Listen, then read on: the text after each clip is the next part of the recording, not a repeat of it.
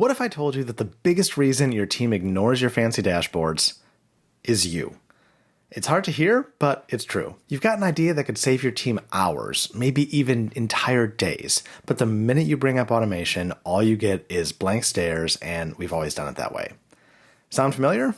Yeah, I've been there too. The truth is that you don't need a better chart or a fancier tool. You need a better pitch. And that's exactly what I'm going to show you in this video.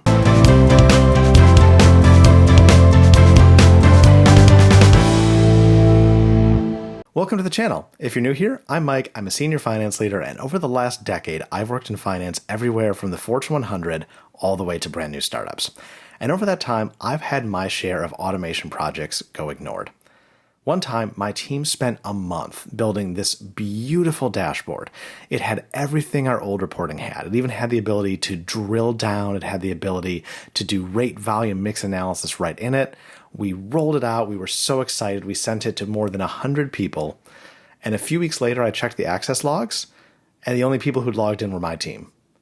All that work went right down the drain. And that's when I realized that you can have the best tool in the world, but if you don't get people on board with using it, if you don't get their buy-in, it's not going to go anywhere. So I put together a system that I use to make sure that projects get buy-in before we even start development. And I'm going to share that with you today because I don't want you to have to go through what we went through, losing an entire month of work on a project that nobody used. By the end of this video, you'll have a step-by-step plan to win over your team, win over your peers, and even win over your executives with finance automation. If that sounds like a plan, let's get started. So here it is, the real reason that no one wants to use your dashboard. And to be clear, we're not just talking dashboards. This applies to any automation project. I just find that dashboards tend to be one of the biggest projects to develop and also can tend to be one of the most ignored if you don't get buy-in. So why does no one use your dashboard? Probably because it doesn't solve their problem. It solves yours. Now, in reality, it may solve their problem, but you might not have told them why it doesn't solve their problem. Remember, as you're doing automation, the only thing you can control is you. So you need to make sure that you're pitching this all out the right way in what's beneficial to them. Even if there's a ton of benefit to you, it's about pitching what's important to them. The other thing is you might have pitched the tool, not the outcome. You might have told them all of the benefits and features of Power BI, but not how the dashboard can make their workday easier. The thing is that people resist what they don't understand, or alternatively weren't part of building, which we'll talk about.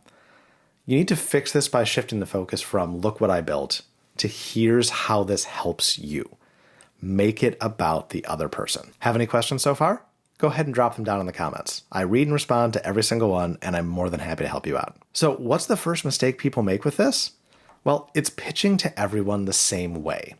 You need to know your audience. You need to know your team.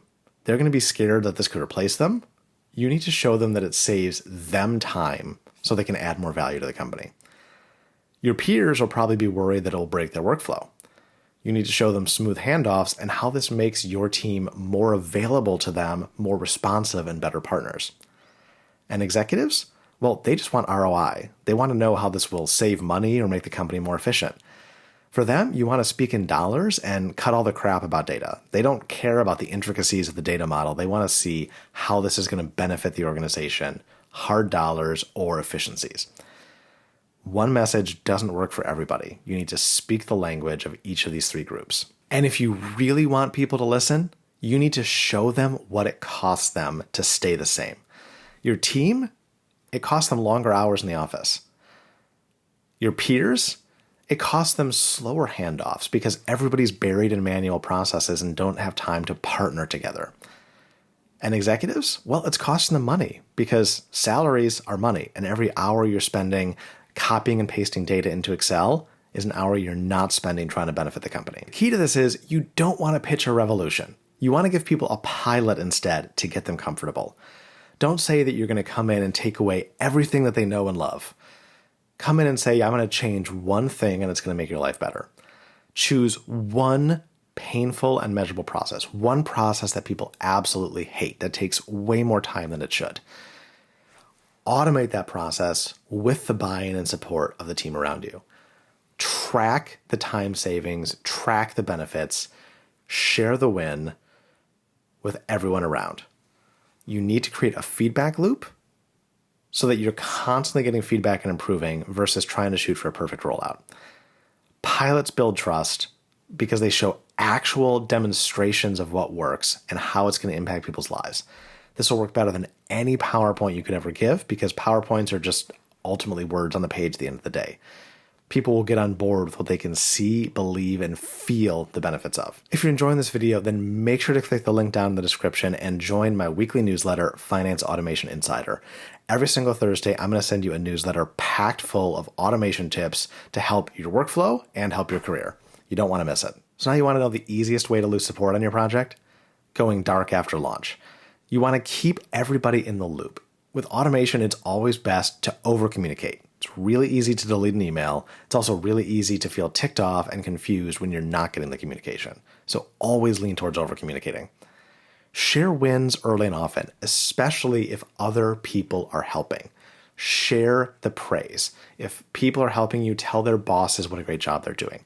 Tell everyone who will listen about the great work that the other people are doing on this project. Even talk about if other teams and your peers are adapting your projects, like your dashboards. Give them praise for using it and saying you're so thankful that they're being good partners. Praise, praise, praise. Celebrate even small time savings. An hour a month is still 12 hours a year, and that's stacked up across 50 or 100 employees. You're talking about major savings. Adoption happens when people feel ownership of a project. So give them ownership, give them recognition, and make them feel like they're a part of the process. At the end of the day, buy-in doesn't come from flashy presentations.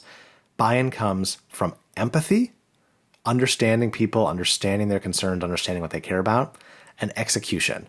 Showing people the results in a small and measurable fashion that doesn't threaten their day-to-day workflow or their budget to help get them on board. If you remember 3 things about getting buy-in is about trust, it's about timing, and it's about tailored messaging. If you get those 3 things right, it's pretty darn hard to fail. If you've enjoyed this video, I've got another great framework you want to check out. It's the Auto Framework. It's all about how to choose what automation projects to work on first, what automation projects will have the most impact. I'm going to go ahead and put that video right here. Again, if you enjoyed this video, you definitely don't want to miss it. It's going to be a great framework to prioritize your automation now that you know how to get everyone on board. I'll catch you over there. This is Mike signing off from F9 Finance. Cheers.